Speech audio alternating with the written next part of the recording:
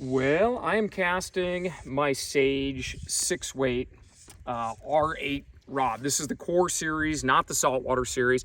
And you can see it's well used. I've had this rod for quite a while now, so this isn't just me picking one up this morning and doing a review on it. So it's been pretty well beat up. I took it to a trip in South America, and I'm actually fishing some largemouth with it today, and I really like it for largemouth, believe it or not, because it's pretty comfortable to cast at close range, which these largemouth, we don't often cast a long ways for these. We get nice and close to shore and pick the bank apart. But you can take a quick look at the rod. There's lots of reviews on the R8. If you want to know what materials it's made out of and all the specs and the ounces, be sure you can go to our website and be able to do that. But I'm just going to give you some thoughts on lines and in general.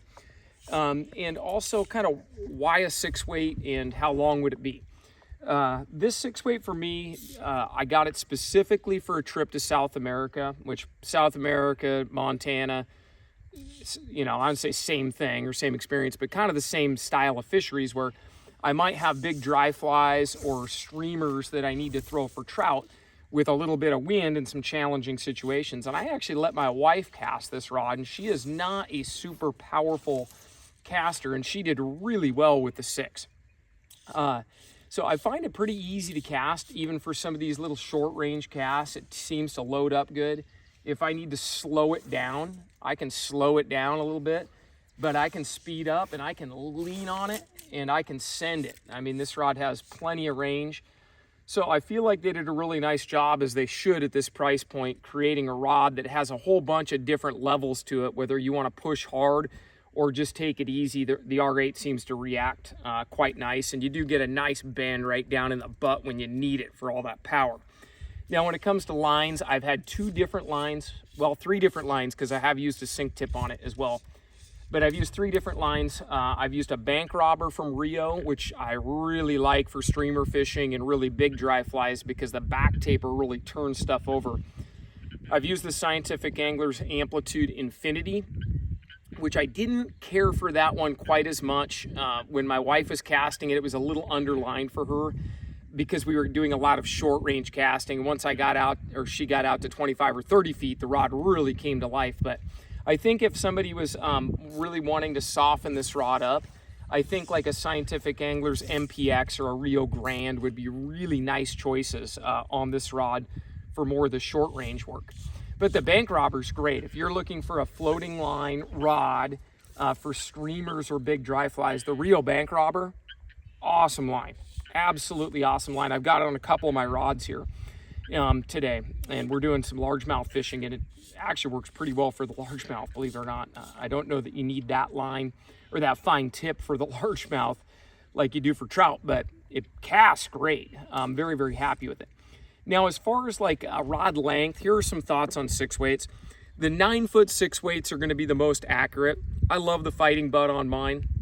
Once you get out to 9.5 or 10 feet in 6-weights, the rod itself gets much, much heavier, and they're not that precision instrument for accurate casting the way the 9-footer is going to be. The 9-footer is going to feel much more surgical than a 9.5 or a 10-footer, which they also make in the R8. But if you're a wade fisherman and you're not going to be up on the deck of the boat like I am today, and you're standing knee or even thigh deep, the extra lifting power of those 9.5s and those 10s are excellent, especially with sink tips.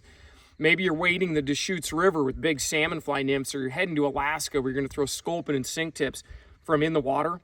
Really consider that 9.5 footer because of the lift. It's fantastic. But for most of my trout applications in precision, I really like the 9-foot 6-weight with the fighting butt. It's a great choice. And I think that bank robber line for your streamer fishing, your big dries, is great.